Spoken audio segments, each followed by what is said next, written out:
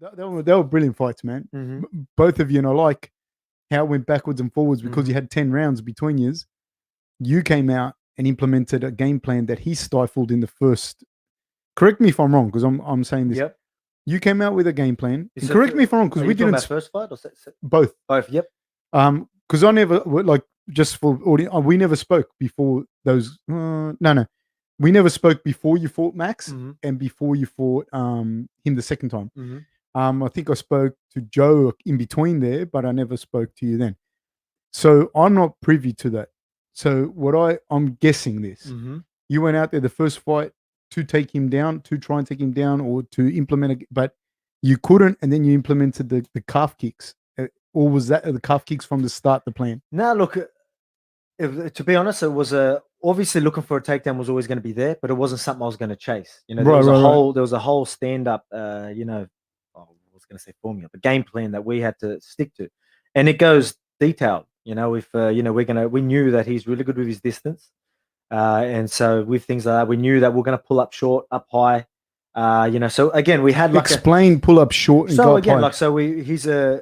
When he really pulls the pressure on, he's in your face, so it seems like he's there. But early on, especially when he sees they're dangerous and he's really good at distance, he's really good at touching and getting out of the way, avoiding punches, and then giving you some countering. So we had ways of going in. Again, I don't want to give too much away, but we had ways of getting in. And if that pulled short, there was going to be other options there that we needed to stick to. Obviously, the legs. He might pull his head out of the way, so we knew that. So we went to go up high, and they were pulling up short like we expected. Like we knew this was going to happen as well. Because he was going to lean back? Yeah, exactly. So because he leans forward, creates up, like he paws with his jab? Yeah, so when he's coming forward, like he's heavy on that leg when he wants to pour it on. But I mean, early on in the fight, he was still, getting his head out of the way. This is first fight. He's always still going to be pretty heavy on that leg, but he's really good at shuffling that feet and getting out of range anyway. Because again, he loves that jab, so he loves to stay heavy on that front leg. But he's very good at evading space. Is that the right word? Making space. Shuffling his feet to get himself out. So we knew that would be the case. So again, the punches come up, we're pulling up a bit short, and we're like, all right, well, that's not there. The legs are. All right, let's start smashing the legs. And then not only that was always going to be a game plan because he likes to come forward and put the pressure on. As he's trying to jab, I'll just stick one into his leg, let him realize I ain't going to let you get your rhythm. He wants the momentum to start rolling his way. I ain't going to give that to him. So the leg kicks were a big part of that. It was a whole distance as our management that I was telling you about, where the head wasn't there, but the legs will be there. Then when he's trying to be heavy on the leg to check him or whatever it is, maybe the head will be there. Then it started getting even deeper than that, where then I started finding the punches because of them leg kicks. The punches were landing. Then he realized that I was throwing kicks and then coming off with punches. Then he would get the kicks, pretend to counter because he knew I was countering him as he would. Let me explain this. Sorry, I'll get into detail. So I'll kick his legs. And then he would try and fire straight away. Yeah. So as soon as I kicked, he was trying to stick a jab in my face when he realized he couldn't get out of the way. So then I would let him run straight in a punch. I'll kick as he was trying to throw jabs. I'll come with overhand rights and hooks and whatever, letting him run into it. Then he started reading that after my kicks, I started firing. So he was running into punches. So he went there, pretend he'll come in, make me fire, and then go. Then I would change it up again because I realized that he was baiting me after. How smart is he? Is he very smart? These are little things that you wouldn't say. You'll just see. No. But we were watching. Yeah, that's why I'm interested. A lot of people be, good game plan. He was kicking his legs and think that was it. Yeah, no. But I mean, it goes so much deeper than that. There was times where these inches. Because that's what I'm saying. That's what I was saying at the start. Like that's why I was curious. Were you? Because I saw you try the takedowns. Yep.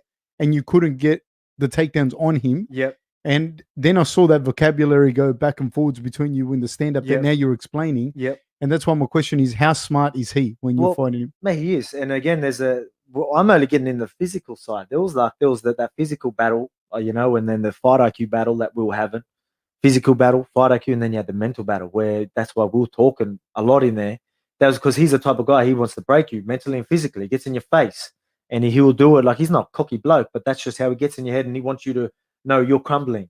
And I had to let him know I ain't fucking crumbling. What was he saying to you? Oh, just little things like at the start, like I didn't think it was going to be like that, but at the start, there was times where again I pulled up short with some of the punches, and he started doing like there was a little thing where he's like as if bull. The matador, the matador. That's it. Little things like that. And again, I'm like, hey, we were waiting for this. We thought we might be pulling short. Don't worry, it ain't end here.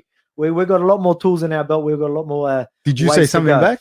And I'm just like, oh yeah, fair enough. At the start, he's done a couple of things like that, and then I end up having to tell him, like, you know, start landing punches. I was like, ooh, that one gotcha. Like, just letting him know I'm here. And then there was times where I'm going fresh. I'm here to stay. Like later in the round, little things like that, just letting him know that I ain't breaking. I ain't going anywhere. There was times where I remember I threw a kick. I hurt my leg, and he's like, oh, they hurt your leg, and he tried to come forward, and then I ended landing some big shots. I'm going, I'm still strong. I'm still powerful. Don't think you got me. You know what I mean? Like, letting him know, like, I ain't folding. Don't even fucking bother.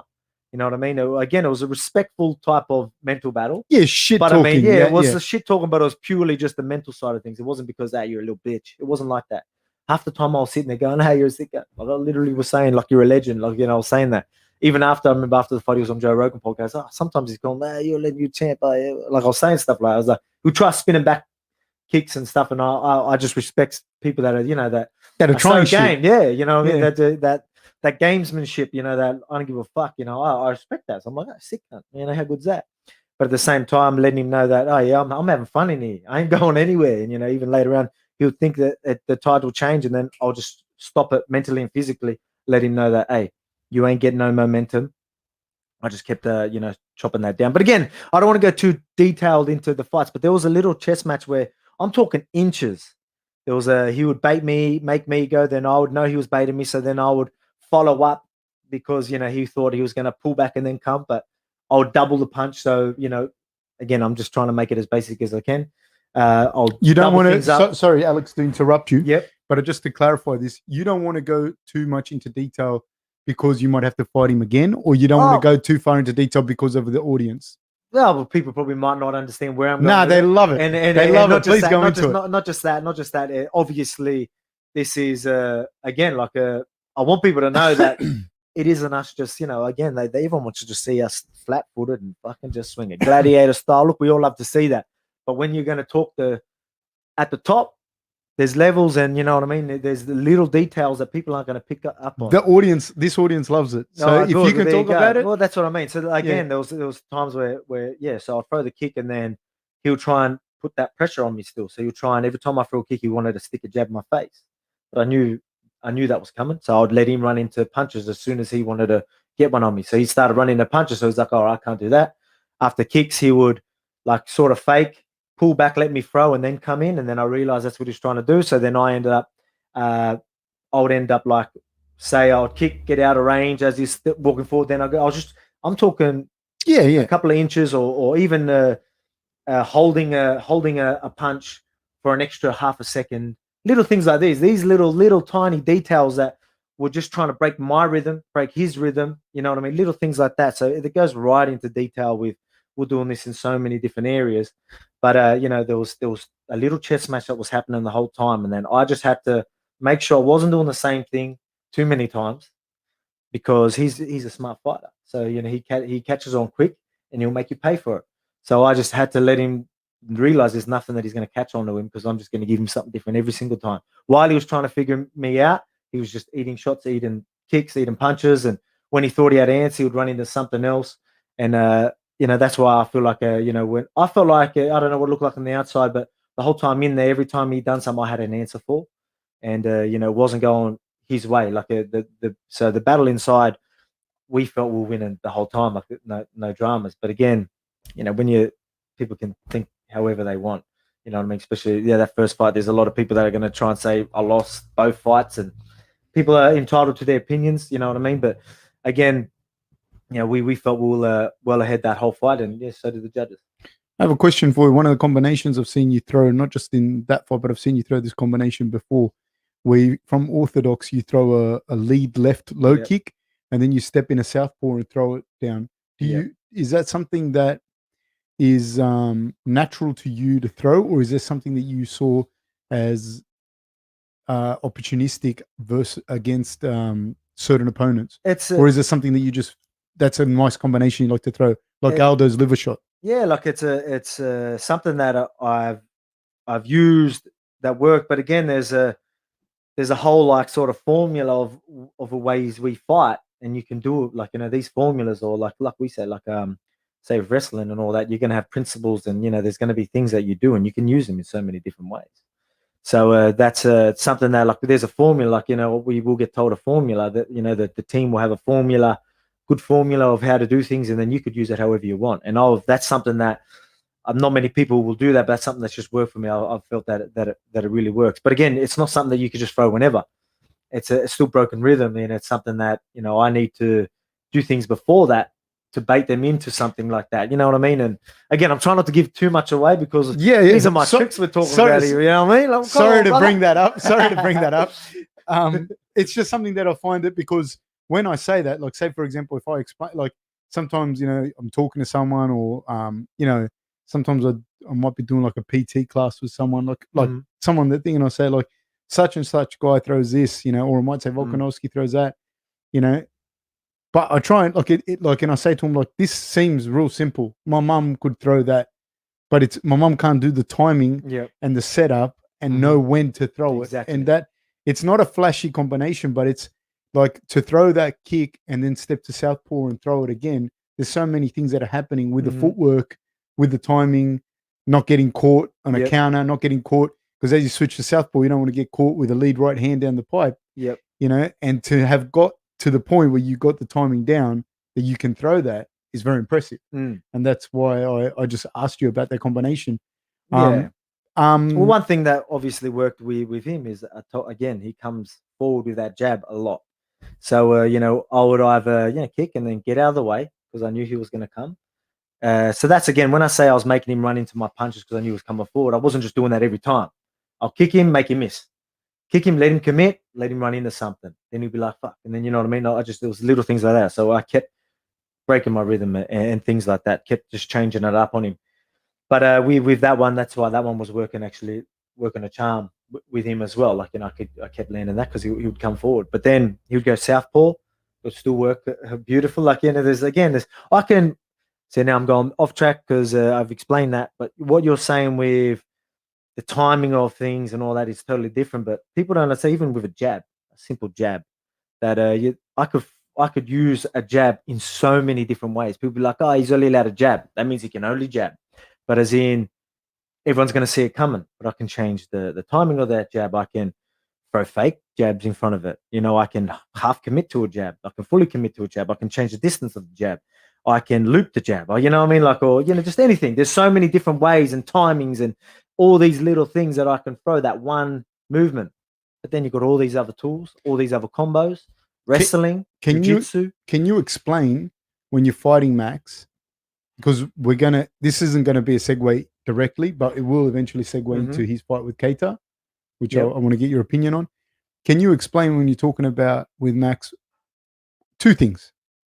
The first one being, he doesn't start as fast in the first and second round, and you are very, very rare, I suppose. Not I suppose, I know, in that you're short. Yeah, you do know this. Really? Right? I just didn't know if you knew. All right. So you're very short, very stocky, very powerful person, but you also have great cardio. And that's very rare. Usually the powerful, shorter guys don't go the 5 rounds at the same level that you do. So looking at you and Max, you'd say that Max should have the better endurance, when Max has very good endurance. But I think that, and I've tried to explain this to people before, when you say he's fit, and you're like, he's fit how? Do you want to, explain that? Because that's just a broad term. Max, I think, more than just being fit, and he's a cardio machine, he's very, very good at pacing the fight. And so he gets you playing his game in the first and second round, where he's resting and he's doing stuff.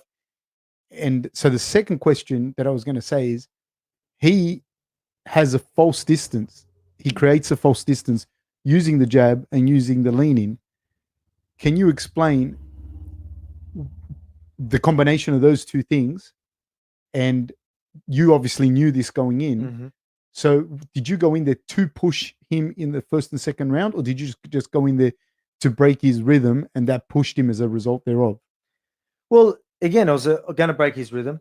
And see, it's funny where you look at the fights and everyone will like try and touch all of, like, they're trying to say, oh, touch fighting, or what do they call it? Like, you know, as in Yeah, you're just touching each other. touching, like touch fighting and all that, as if I was the only one doing touch. That's Holloway's style. Yeah.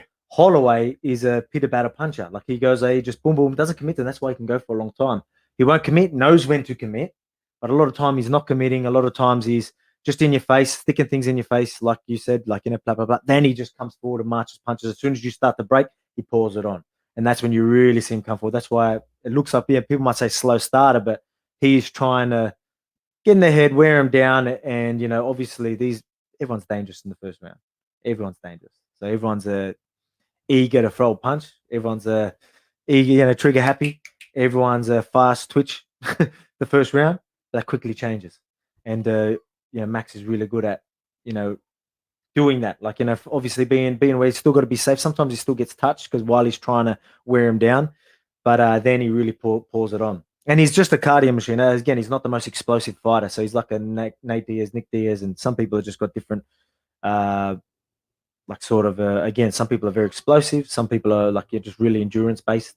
Well, I think Max is Nate Diaz and all that. With me, I feel like I'm lucky enough where I've got the best of a few of the worlds. Like I've got that a bit of the explosiveness, or like, you know, and then I've got that endurance, you know, that muscle endurance and that as well. Now I can go for a long time as well. So I'm lucky in that sense. But with him, you know, I was never thinking, oh, yeah, I'm gonna outwork him. I just knew I had to be fit enough to be ready to shut his momentum down, or you know, break his rhythm and all that the whole way through.